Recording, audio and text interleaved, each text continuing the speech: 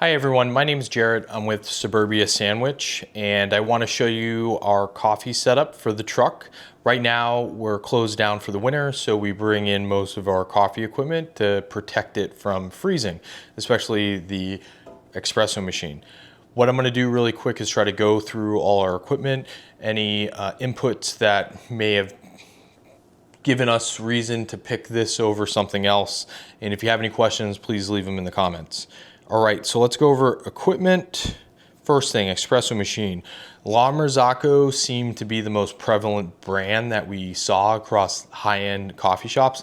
Not saying that there aren't others, but from our perspective where we live, Marzocco seems to be the gold standard.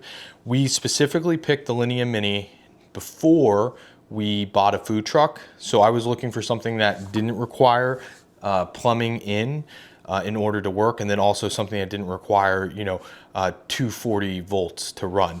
This machine runs on 120, awesome. It allows me to fill a water tank. It works for at home. When we decided to move to a truck, we asked, hey, could this work on the truck? It very much can. We're able to do 50 to 70 latte drinks in a day and doesn't really seem to impede us all that much. I'm pretty certain that I'm at the max of what I should be able to do with this machine, so it works. Maybe in a few years we'll look to upgrade, but for now this works. The next thing to comment on this machine is temperature stability has been great, no issues. The only issue that I've kind of had is with the hot water spout. It seems like there might be a potential clog, so I'm gonna have to, open that up over the winter and deal with it. But for the most part, for owning it for 3 years, I've had no issues. The only issue I did have was self-inflicted, and we learned from this is we accidentally left this on the truck during a cold snap, and we ended up having one of the steam tubes break. Not a huge expense, but it was $250 to repair, and we were able to do that through our coffee supplier, and they're absolutely great, and they did it quick. The next thing, when I bought this about 3 years ago, we were going to get an Acaia Lunar scale because it actually mounts here right on the deck of where you pull the shot. This scale has been great. It allows me to see the shot timer and the actual volume. Awesome. But I would still have to manually turn on and off the machine. Fast forward 2 years, Acaia partnered with Marzocco and actually created a scale that connects to the machine, and it will actually shut off the machine once it hits the desired dosage or output. For my coffee recipe, I'm a 21 gram basket, 21 grams of coffee, and I'm 42 grams out. If I find that the shot timer is too high, that means that the ground or grind is too fine. So what I'll do is I'll increase the coarseness on the grind. And if I find that it's pulling way too fast, that means the grinds are way too loose.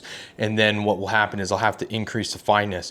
For me, I do a 3-minute infusion, 3 minutes off. Excuse me, not 3 minutes, 3 second infusion, 3 second off, which is a total of 6 seconds of saturation on the puck. And then I'm shooting for a 30-second extraction time. That gives me a total of 36-second extraction time. For me, at a 6 bar instead of a 9 bar pressure for this espresso machine, I believe that's the best tasting espresso shot. Your mileage may completely vary. It's different machine to machine and based on how you have the settings on your machine. Next thing, grinders. On the food truck, we have what's called a Mahlkönig E65S GBW. It's great. It does grind by weight. So it will grind once I put the portafilter into the grinder until it hits 21 grams. Hugely beneficial because it helps me get out more coffees faster, and it allows me to essentially multitask. At home, we use the X54 Mahlkönig grinder. Great machine. I would say most people that I serve coffee to wouldn't be able to tell the difference.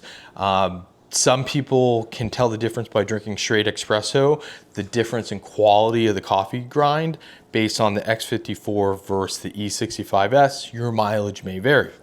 The next thing that makes a huge difference for me is what's called a Weiss distribution technique, or WDT tool. So once I pull the shot, I'll take this portafilter and then I'll put on this little kind of skirt, I forget the name of it, and I'll use this WD tool to essentially distribute the coffee and make sure it's even and there's no clumps. Once I do that, then I will essentially take this top off and I will use this distributor. So this is a tamp, and this is kind of like a distributor that allows me to put this at the top, spin it, and it will evenly distribute the coffee. Once that's done, then my other piece of kit is a puck press, the M3 model. For me, I'm trying to get as much output as I can with this machine without having to throw away a shot. And I'm all about trying to get the customer the best shot, best quality they've had. So we'll use the distributed coffee and I'll slide that into the puck press and we'll pull out a perfectly tampered portafilter. Then the next piece to getting good consistent coffee is inputs. So I believe that, IFO, inputs, functions, output.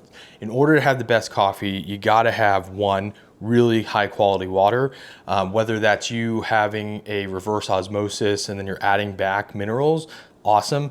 I don't have the luxury of that set up on the truck. So for me, I needed water, bottled water that didn't void my warranty and tasted great. Marzocco mentions two waters. One is Crystal Geyser, and there's one specific spring that it has to come from. For me, I need to be able to find the water consistently. So not doing Crystal Geyser, it's not readily available here in Connecticut. What is readily available is Poland Springs water. No specific spring, because it all comes from somewhere up in Maine. Poland Springs water works great, tastes great, and you can taste it in the shot. The next thing is milk. Milk makes up the highest percentage of input for your amazing latte. So for me, I can't justify myself buying hood milk from Lynn, Massachusetts. It's available in a lot of places, just not to my taste profile. Same thing with Garlic Farms. I need something that has very good mouthfeel, texturizes well with the steam wand, and just elevates the drink. So for me, there's two milks. One is Burn Hollow from upstate New York, and the second one is going to be Trader Farms. They have this grass-fed milk, which is organic, has been amazing. That's my number two, but I can't get it. Apparently there's a shortage with that particular dairy farm. So for me, I'm always buying Burn Hollow milk. It's the best texture that I've found. It steams really, really well for me, but it's on the pricier side. So it's about $5 per half gallon. And it's, at a gallon, let's say 10 to, let's say $12 a gallon, it's expensive. But what I'm trying to do for our customers is really give them a coffee that I know is best in class. What else? Covered milk. Oh, where can I get that milk? So we mentioned the Trader Joe's. The last piece is Burn Hollow. I'm able to consistently get it at the restaurant depots in New York and Brewster and in Orange, Connecticut. I'm also once in a while seeing Burn Hollow available in Costco. So you may be able to find it. You can definitely Google them and possibly see where they distribute. Next thing I'm gonna do is I'm gonna actually pull a shot. I actually did pull a shot which had some channeling issues. So I'm gonna show you what bad channeling can look like. I would say 90% of the shot pull was great, but man, the last 10%, you saw it channel and spurt out a little bit. So I'll show you guys that video, and then I'm gonna show you what a good shot looks like for me, and we'll essentially make you up a latte. And if you guys have any questions, please feel free to leave them in the comments. But I look forward to making more formatted videos like this, showing you guys our setup, how we use it, and what's different from at home versus when we're on the truck actually making coffee drinks for our customers. Hey guys, so now I'm gonna go through my process. I'm gonna be kind of doing this one-armed, and I'm gonna show you what my steps are for making my version of a great tasting latte. One thing I forgot to mention is that I love using Irving Farms coffee.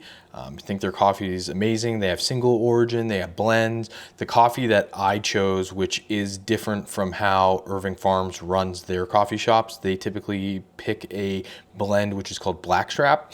I specifically like the Gotham blend. You can get this at Whole Foods or you can buy it directly from them, but it's amazing. That coffee is called Gotham. I'll actually show you their label.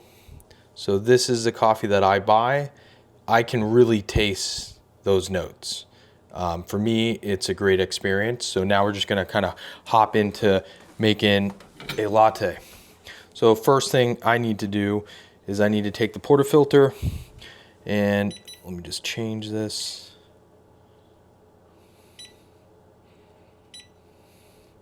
Get it on the right setting.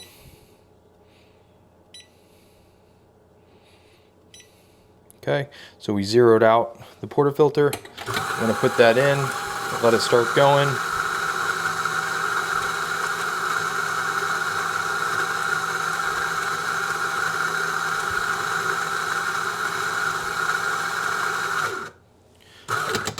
Let's see how much we got. We're shooting for 21 grams. So we got about 19. So let's go back in for a little bit more.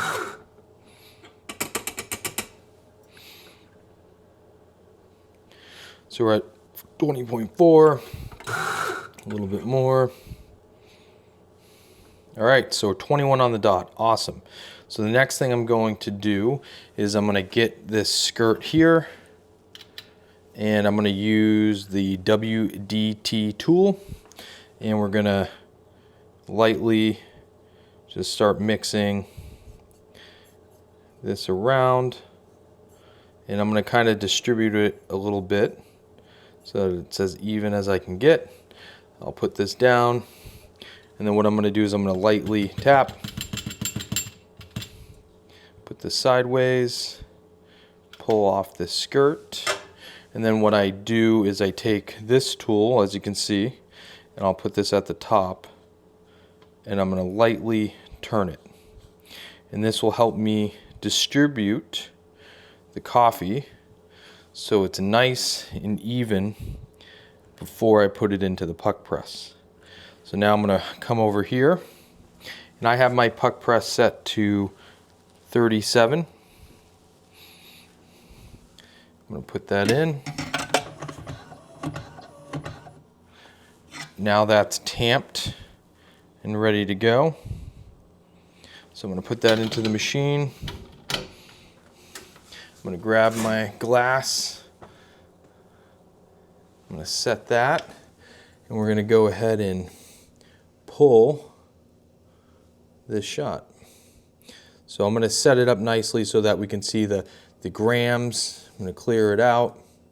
So we're going to see the grams, we're going to see the shot, everything in one fell swoop. Ready?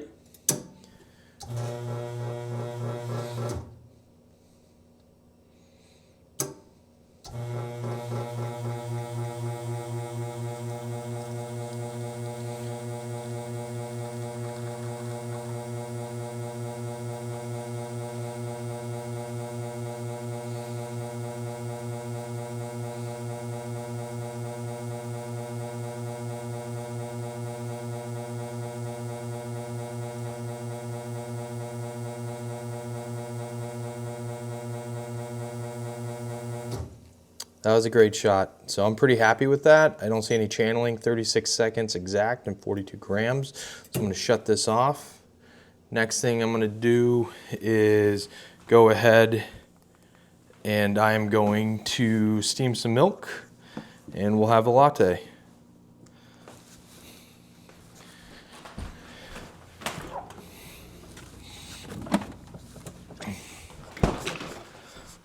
So just so you're aware, this is what the burn hollow milk looks like.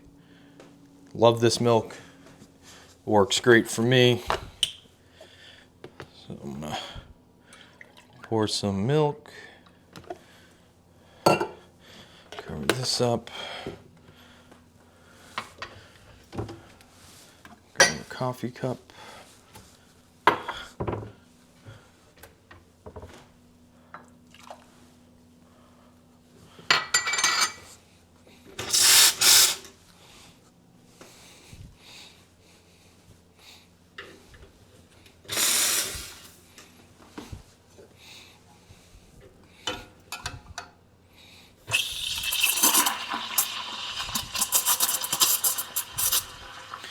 So I think I'm decent at steaming milk. Probably not the best. Not really one for latte art. You know, the stuff that I've read, the milk temperature being a little bit lower yields for better coffee art.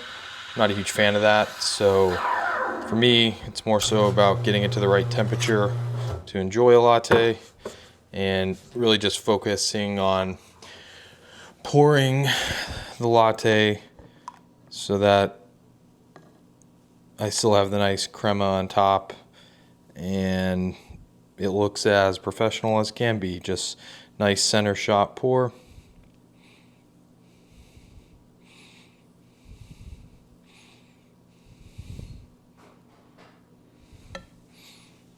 All right, looks good.